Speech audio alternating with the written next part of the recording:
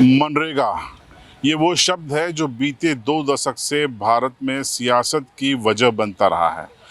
राजनीतिक वजहों से मनरेगा को काफ़ी सुर्खियां मिली, चर्चा मिली, लेकिन अब गुजरात में यही मनरेगा एक बड़े घोटाले के रूप में सामने आया है। इसमें गुजरात की कैबिनेट के एक मंत्री बच्चू सिंह खाबड़ के 2 बेटे गिरफ्तार कर लिए गए हैं। उन पर आरोप है कि करीब करोड़ों करोड़ों रुपए का उन्होंने मनरेगा के नाम पे घोटाला किया है। अब विपक्ष यहाँ पर हमलावर है। विपक्ष मांग कर रहा है कि बच्चू सिंह खाबड़ गुजरात की कैबिनेट से कब बाहर होंगे, उनके यहाँ ईडी और सीबीआई की रेड कब होगी, इनकम टैक्स की रेड कब होगी। तमाम सवाल है जिसको लेकर विपक्ष हमलावर है। लेकिन आखिर ये मामला क्या है जिसमें गुजरात सरकार के एक कैबिनेट मंत्री के 2 बेटे गिरफ्तार हो गए हैं। डबल इंजन की सरकार है, बावजूद इसके बेटे की गिरफ्तारी हो रही है। इस पूरे मामले को समझना इसलिए ज़रूरी है क्योंकि गुजरात का दाहोद और पश्चिमी मध्य प्रदेश के इलाकों में मनरेगा की कहानी एक जैसी है। तो मेरे साथ मौजूद हैं राजेंद्र शर्मा। इस पूरी कहानी को हम उनसे समझेंगे।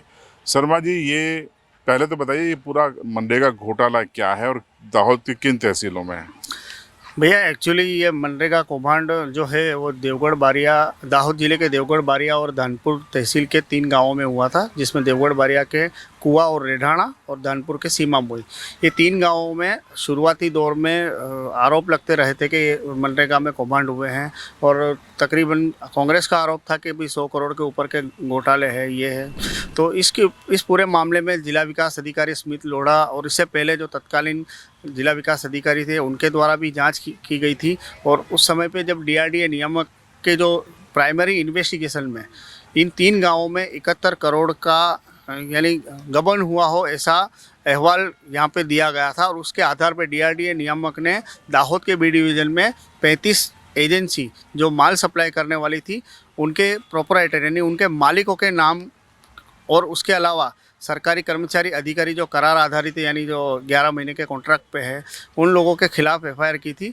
उनमें एजेंसियों के नाम के साथ में थी, लेकिन पुलिस ने जब जांच शुरू की तो जांच के अंदर अभी तक में आज हम जब समाचार रिकॉर्ड कर रहे हैं तकरीबन 14 लोगों की गिरफ्तारी हो चुकी है, जिसमें राज्य कक्षा के मंत्री बच्चू भाई खाबड़ के दोनों पुत्र, बड़े बेटे बलवंत खाबड़ तथा छोटे बेटे किरण खाबड़, ये दोनों की गिरफ्तारी हो चुकी है। उसके अलावा जो मनरेगा शाखा के देवगढ़ बारिया और धानपुर के असिस्टेंट प्रोग्राम ऑफिसर एपीओ हैं, उसके अलावा उस समय पे जो तहसीलदार थे यानी कि तालुका विकास अधिकारी थे और अभी डिप्टी डीडीओ की पोस्ट पे उन समेत जो ग्राम रोजगार सेवक है, टेक्निकल असिस्टेंट है, एमआईएस ऑपरेटर है, इन सभी को पुलिस ने अभी तक गिरफ्तार किया। और आज की डेट में 14 लोगों को अरेस्ट कर चुके हैं और अलग अलग रिमांड पे भी उनको लिया गया। तो 3 गांव की आप कहानी बता रहे हैं, तो 3 गांवों में घोटाला की एक राशि कितनी पहुंची है अभी तक?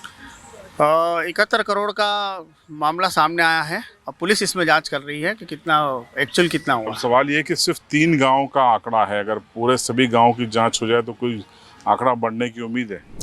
जी भैया, जिस तरह से ये मामला सामने आया है तो अलग अलग गांवों में से, अलग अलग तहसील में से अब मामले सामने आ रहे कि भाई फलाने गांव में इतने करोड़ का घोटाला हुआ है, ये गांव में इतने करोड़ का हुआ है। अब ये जो जिला विकास अधिकारी है, पंचायत की जो टीमें हैं, मनरेगा की टीम है और पुलिस की जो टीम है, अब इनके लिए जांच का विषय बना है कि अभी फ़िलहाल ये 3 गांवों के अंदर ये जांच चल रही है। आने वाले समय में हो सकता है कि देवगढ़ बारिया और धानपुर के 189 गांव और दाहोद जिले के 750 ऊपर के गांवों में जहां जहां मनरेगा के काम आवंटित किए गए थे वो उनकी जांच हो सके। भैया एक चीज़ इसमें ये भी है कि ये जो पूरा मामला है ये 2021 से 2024 के बीच का है, यानी 4 सालों के बीच में ये पूरे घोटाले हुए थे। जो 2 प्रकार के इसमें क्राइम जो है वो हुए थे, यानी कि सरकार को चूना लगाया गया था।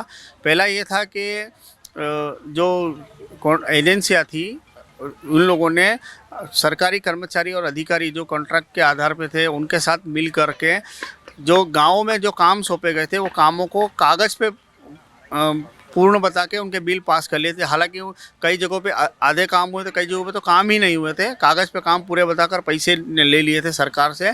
और एक दूसरा मामला ये भी सामने आया था कि जो एजेंसी यानी जो टेंडरिंग के अंदर जिन एजेंसियों ने भाग नहीं लिया था जो L1 जिसको बोलते हैं कि सरकार के क्राइटेरिया में जो एलिजिबल होती है कॉन्ट्रैक्ट लेने के लिए, इस प्रकार के जो कॉन्ट्रैक्ट होते हैं वो कॉन्ट्रैक्ट लेने में जो जिन लोगों ने ऐसे इन कामों में टेंडरिंग में भाग नहीं लिया हो, उनके टेंडरिंग में भाग नहीं लिया और जो इन एलिजिबल ही नहीं थी उन लोगों को भुगतान कर पात्र दिया लोगों को भी भुगतान कर दिए गए। यस। तो इसमें विपक्ष की क्या भूमिका है? विपक्ष तो इसको मौके को भुनाने की कोशिश कर रहा होगा। कल विपक्षी नेता अमित चावड़ा आ रहे हैं और अमित चावड़ा बार बार यही कह रहे हैं कि 100 करोड़ के ऊपर का मामला है। अभी जो 71 करोड़ बता रहे हैं और उसके अलावा दाहोद जिले का आंकड़ा तो बहुत बड़ा कह रहे हैं। ये आरोप है। अब आरोप तो आरोप होता है, जांच होगी और उसके बाद जो असलियत बाहर निकल के आएगी वो देखने लायक होगी। तो जो जांच हुई है, सीधी सी बात है कि मंत्री के 2 बेटे गिरफ्तार हुए हैं, इसका मतलब है कि जांच दबंग और निष्पक्ष अधिकारी कर रहे हैं। क्या कौन है जांच अधिकारी और किसकी निगरानी में हो रही है? जांच अधिकारी हमारे दाहोद के एसडीओपी जगदीश भंडारी जी हैं और इससे पहले भी जो नकली एनए का मामला था उसमें भी वो इन्वेस्टिगेशन ऑफिसर थे और यहाँ भी वो इन्वेस्टिगेशन ऑफिसर की भूमिका में है और बिल्कुल सटीक जांच हो रही है। और एक चीज़ का बिल्कुल डैम श्योर है कि इन पुलिस का एक सीधा रवैया रहा है कि जो सही है उसको कहीं भी नहीं छेड़ रहे हैं, उनको विरुद्ध, और जो गलत है उनको छोड़ नहीं रहे।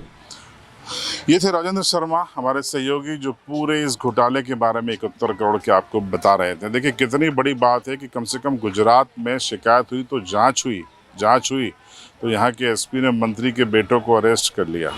तो इस पूरे मामले को आपने राजेंद्र शर्मा जी से सुना। अब आपको बताते हैं कि विपक्ष क्या कह रहा है और इस पूरे मामले पर आज जो मंत्री हैं बच्चू भाई खाबड़, उनकी भी प्रतिक्रिया सामने आई है, वो भी सुनिए।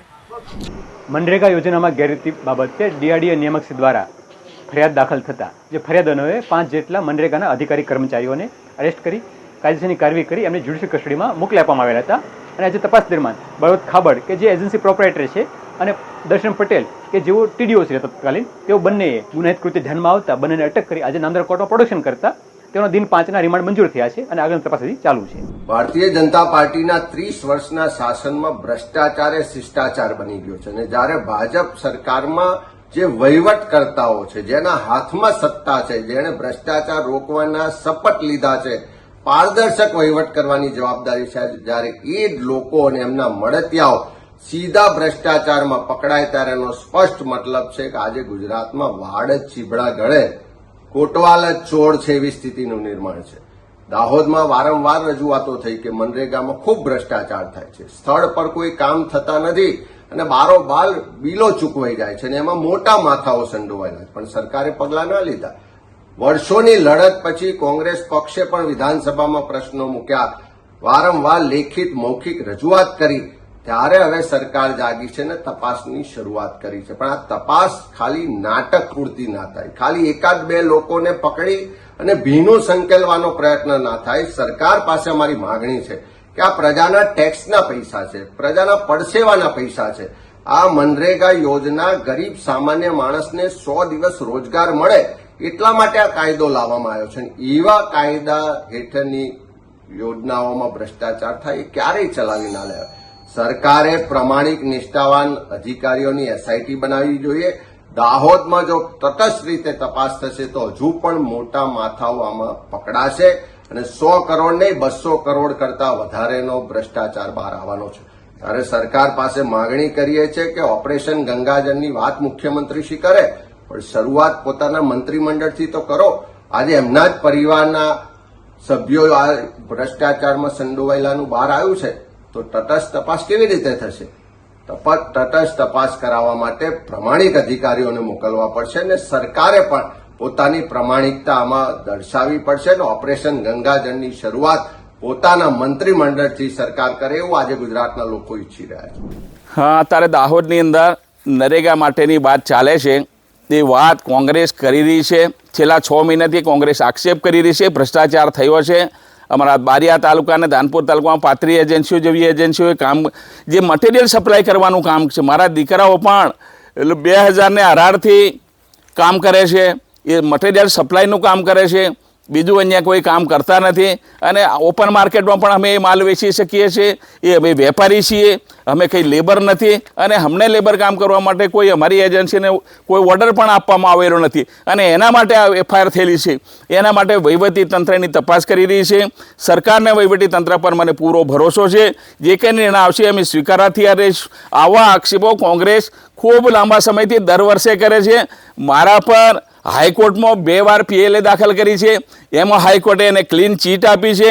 હું 25 વર્ષથી રાજકારણમાં છું, ક્યારેય મારા પર કોઈ આક્ષેપ થયો નથી.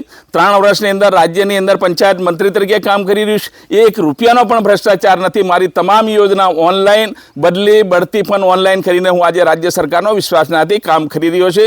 મારી સરકાર પણ કામ કરે છે, મારી પાર્ટી પણ કામ કરે છે અને દાહોદ પણ વિકાસની દિશાની અંદર આગામી દિવસોમાં આગળ વધશે. કોંગ્રેસ પાયા વિહોણીની આ વિરોધ કરવા માટેનો એની પાસે કોઈ સાધન નથી. એના માટે આ આક્ષેપો કોંગ્રેસ કરી રહી છે. देखिए, गांधी और मोदी के गुजरात में मनरेगा का बड़ा घोटाला, ये अपने आप में बड़ी बात है, लेकिन इन्हीं गांधी और मोदी के गुजरात में घोटालेबाज पकड़े भी गए हैं, मंत्रियों के बेटे भी जेल में हैं. तो अगर ये एक बड़ी शिकायत है कि घोटाले हो रहे हैं, तो ये भी तारीफ है कि एक्शन भी हो रही है. PM मोदी 26 तारीख को दाहोद में हैं और उसके पहले ताबड़तोड़ गिरफ्तारियां हो रही हैं. जांच की गति को तेज किया जा रहा है. जाहिर सी बात है कि प्रधानमंत्री कार्यालय इस घोटाले से नाखुश है और अधिकारी इसीलिए कड़ी कार्रवाई में जुटे हैं. देखते रहिए CB लाइव.